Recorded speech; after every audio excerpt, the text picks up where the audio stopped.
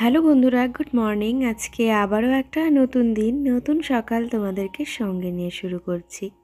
তো আশা করছি সবাই খুব ভালো রয়েছো, আর আমরাও বেশ ভালো রয়েছি। আর আজকে হচ্ছে মঙ্গলবার, আর এখন বাজে ওই সকাল 8:30 মতো। আজকে ঘুম থেকে উঠতে একটু লেটই হয়ে গেছিলো। আসলে কালকে সারা রাত্রে বৃষ্টি হয়েছে, আর এই ওয়েদারে আর কি ঘুমিয়ে গেছি। তো যাই হোক, চলো আজকের ভিডিওটা এখন থেকে শুরু করলাম, আর আশা করব অন্যান্য দিনের মতো আজকের ব্লগটিও তোমাদের ভালো লাগবে। সকাল সকাল এই ছোট ঘরের বিছানা চাদরটা চেঞ্জ করে দিলাম। এই ঘরে চাদরটা বেশ কয়েকদিন ধরেই বিছানো রয়েছে, আর এই ঘরে একটা সমস্যা জানো, এই বর্ষা যত আসবে না টিকটিকির উপদ্রব তত বেড়ে যায়।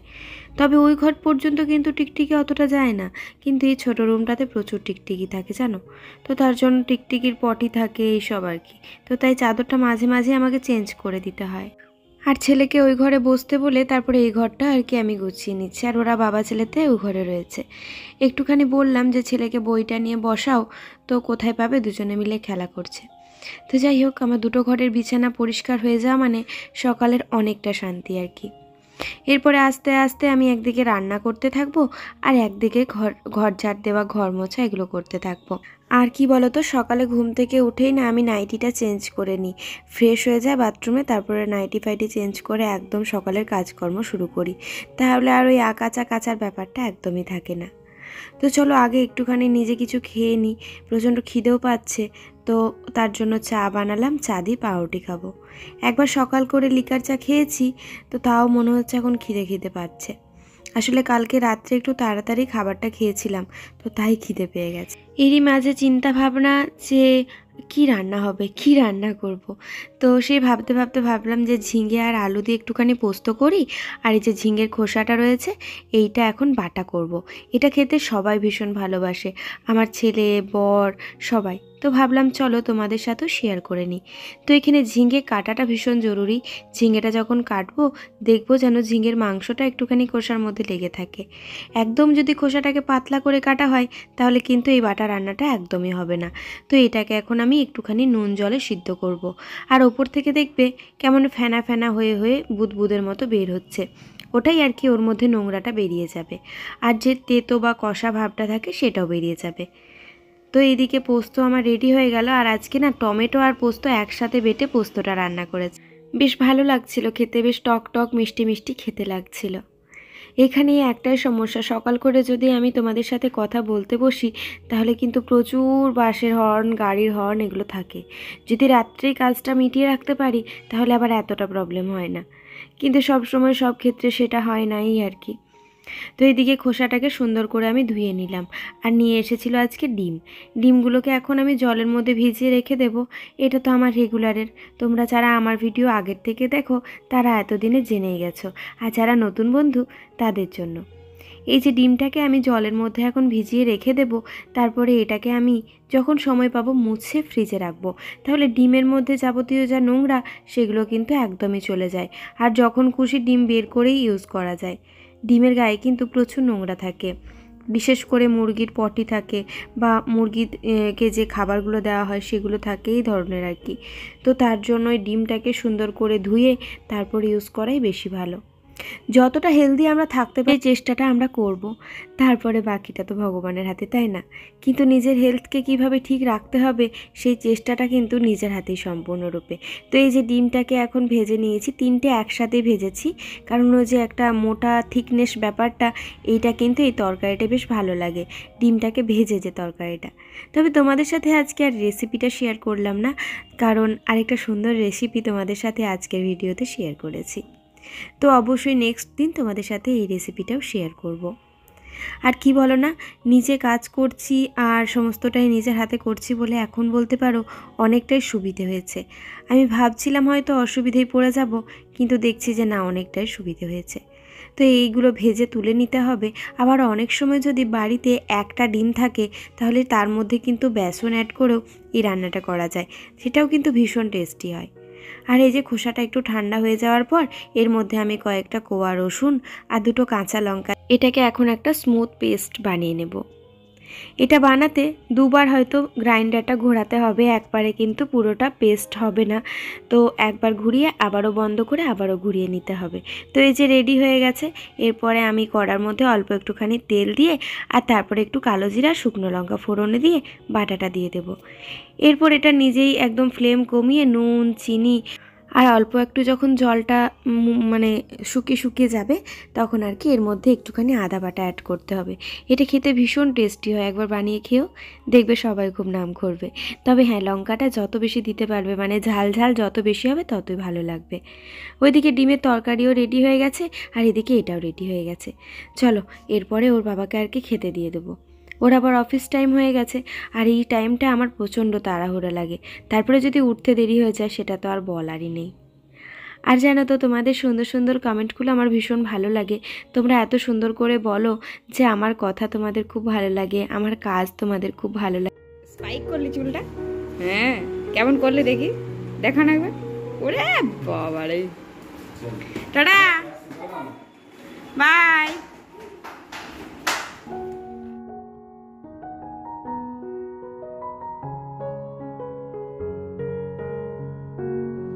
গুড ইভিনিং ফ্রেন্ডস, এখন বাজে সন্ধ্যে 6টা মতো। আর এখন আবার এলাম তোমাদের কাছে 6টার সময়, একদম আলো বাইরে আর বৃষ্টি হচ্ছে একবার করে। তো যেহেতু সৃজনের আর কি পরীক্ষা রয়েছে, তো তার জন্যই খুব একটা তোমাদের সাথে কিছু শেয়ার করতে পারিনি, একটু একটু করে পড়াতেও হচ্ছিল। আসলে আজকে উঠেছে অনেকটা দেরিতে, তো আর ততক্ষণে আর কি ওর বাবা অফিস বেরোচ্ছে। তো তারপরের থেকে পুরো দায়িত্বটাই আমার। আজকে চুলটা একটু বিনুনি করলাম, ওই খোলা রেখে রেখে না চুলটা পুরো নষ্ট হয়ে যাচ্ছে।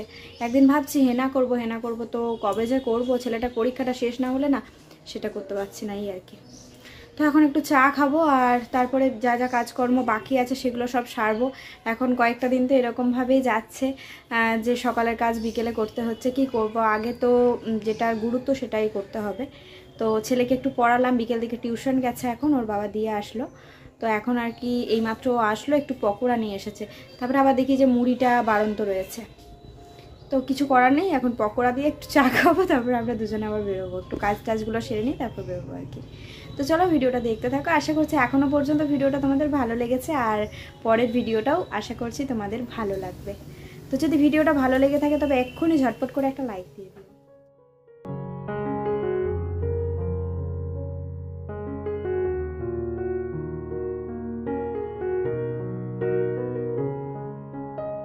জানো তো বন্ধুরা, আজকে যেই কথাটা তোমাদের ভালো লাগছে মানে আমার ভয়েসটা, এই ভয়েসটার জন্য আমি ছোটোবেলার থেকে অনেক বেশি কষ্ট পেয়েছি।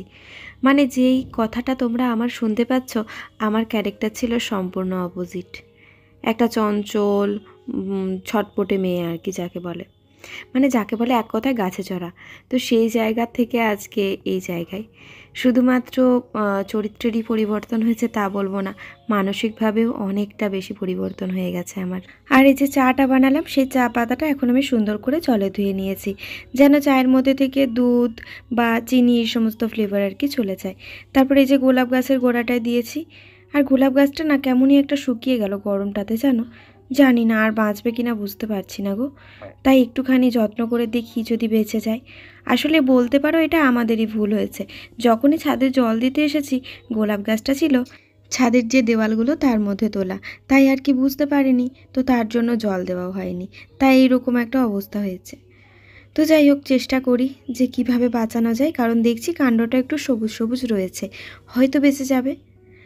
আর এই যে এখন জামা কাপড়গুলো মেশিনে দিয়েছিলাম, সে কখন দিয়েছি কিন্তু ছেলের জন্য আসতেই পারেনি। ওকে নিয়ে বসেছিলাম, ওকে নিয়ে পড়াচ্ছিলাম, তো এই করতে করতেই আর কি দেখি সন্ধে নেমে গেছে। তো ওর বাবা আসলো, তারপরে বললাম যে তাহলে চলো একটুখানি ছাদে মেলে দিয়ে আসি কাপড়গুলো। তো এখন দুজনে মিলে কাপড়গুলো মেলে নিচ্ছি।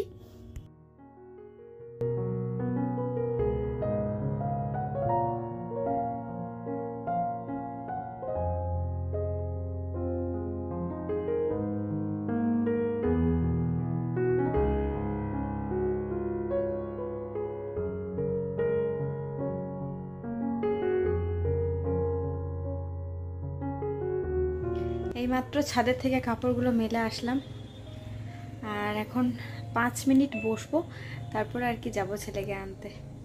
ভাবলাম এই ভদ্রলোক তো ক্যামেরার সামনে আসতেই চায় না, তো তার জন্য বসে যখন আছি একটুখানি তোমাদের সাথে শ্যুট করি। মানুষ অনেকদিন পর একটু বসতে পেয়েছো। হ্যাঁ, একটু বসতে কোথায় পাই, এই বসলাম এই মাত্র। 5 মিনিটই সেই ঠিক আছে, চলো টাটা। আর রাতে রান্নাবান্না তারপরে করবো, তোমাদের সাথে শেয়ার করবো। বৃষ্টি পড়ার পরে ফুলের চেহারাগুলো যেন একদম বদলে গেছে, আর গাছটা একদম সবুজ লাগছে, এত ভালো লাগছিল। তাই ভাবলাম চলো তোমাদের সাথে একটুখানি শেয়ার করি। এই গাছটা থেকে আমরা আমাদের নিত্যদিনের পুজোর ফুলটা সংগ্রহ করি। আর তাছাড়াও এখানে জবা গাছ, বেল গাছ সমস্ত রকমেরই রয়েছে। সত্যি কথা বলতে এই ক্যাম্পাসটা আমাদের ভীষণ সুন্দর, আমার তো বেশ ভালো লাগে।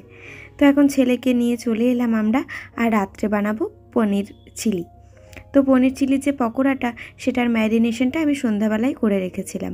একটা ডিম দিয়েছিলাম, অল্প একটু করে অ্যারারুট, অল্প একটু করে ময়দা, সাথে একটু আদা বাটা, একটু রসুন বাটা, নুন, একটু হলুদ, ব্যাস এই দিয়েই ম্যারিনেশন হয়েছিল। এরপর একদম ফ্রাই প্যানে কম তেল দিয়ে আর তার মধ্যে পকোড়াগুলো এখন ভেজে নেব। আর আমার এক বন্ধু আমায় জানতে চেয়েছো যে আমি আমার যেন ননস্টিক সেটের একটা ভিডিও করি। আসলে কি বলো তো, আমার সেরকম একটা ননস্টিকের কোনো বাসনপত্র নেই। এই যা দেখতে পাচ্ছ এটাই, এটার একটা ফ্রাই প্যান, এটার একটা কড়া, আর এটারই একটা তাওয়া রয়েছে। আর সেরকম একটা কিছু কেনা হয়নি। তবে যদি নিজে কাজ করতে হয়, মানে বাসন টাসন ধোয়া এগুলো, তাহলে আমার মনে হচ্ছে ননস্টিকের জিনিসটাই বোধহয় বেশি ভালো হবে। কারণ ওই স্টিলের জিনিসগুলো ধোয়াটা সত্যি একটু কষ্টকর ব্যাপারই রয়েছে। তবে অসুবিধে হচ্ছে না, আমি একটা সুন্দর প্রসেস বের করেছি, আর সেই প্রসেসে আর কি কাজগুলো করছি। তোমাদের সাথে আস্তে আস্তে সব কিছু শেয়ার করব। তো এদিকে পকোড়াটা ভাজা হয়ে গেছে, তো চলো এরপরে মেন কোর্সে যাওয়া যাক। আবারও ফ্রাই প্যানটা বসিয়ে দিয়ে আবারও অল্প সামান্য করে তেল দিয়ে দেবো এর মধ্যে। আর তোমাদের সাথে যে কথাটা বলছিলাম, আসলে কি বলো না, আমার এই গলাটার জন্য আমি অনেকের কাছে অনেক কথা শুনেছি। ইভেন আমার বাড়িতেও সবাই আমাকে চিৎকার করতো। শ্বশুরবাড়িতেও অনেক তিক্তকর অভিজ্ঞতা রয়েছে আমার এই গলার জন্য।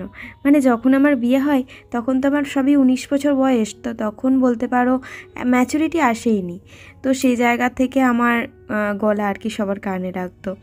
তো সেই করে অনেক কথাবার্তা শোনার পরে না ভাবলাম যে না, নিজেকে এরপর চেঞ্জ করার প্রয়োজন। সবার কাছে নিজেকে এতটা ওপেন করা যায় না। আসলে কি বলো না, তারাই মন খুলে হাসতে পারে যারা সবার কাছে ওপেন হয়, তারাই জোরে কথা বলতে পারে যারা নিজেকে সবার কাছে ওপেন করে দেয়। যেটা আমি করতাম, সব সময় করতাম, আর এটাই হচ্ছে আমার জীবনের সবথেকে বড় শত্রু বলতে পারো। তো যাই হোক, সেই জায়গা থেকে নিজেকে বের করে এনে আজকে এই গলার জন্যই তোমাদের কাছে এত ভালোবাসা পাই। আমার গলা তোমাদের ভালো লাগে, আমার কথা তোমাদের ভালো লাগে, আমার কথার টোনটা তোমাদের ভালো লাগে। তো সেই জায়গা থেকে সত্যি নিজেকে ভীষণ ভালো লাগে, জানো, যে যার জন্য এত অপমান সহ্য করেছি, এত কথা সহ্য করেছি, আজ তার জন্যই এত ভালোবাসা পাচ্ছি।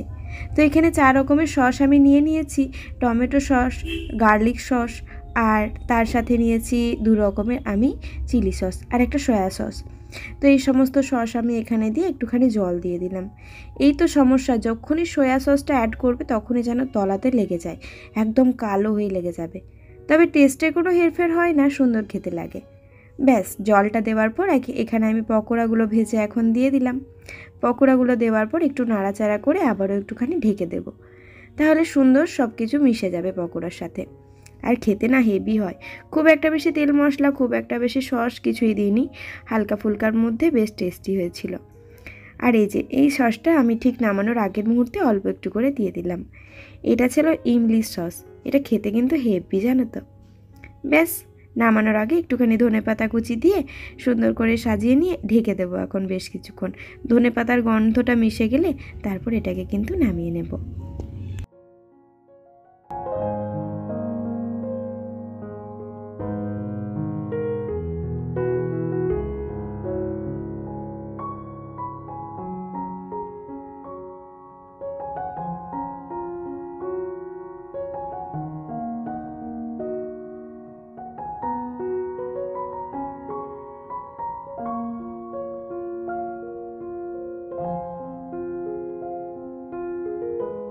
তো এই তো ছেলেকে খাবার দিয়ে দিয়েছি, রুটি আর একটুখানি পনির চিলি, আর ওর জন্য একটু আলু ভেজে দিয়েছিলাম, কারণ ওকে পনিরটা বেশি একটা দেওয়া যাবে না, তার জন্যই।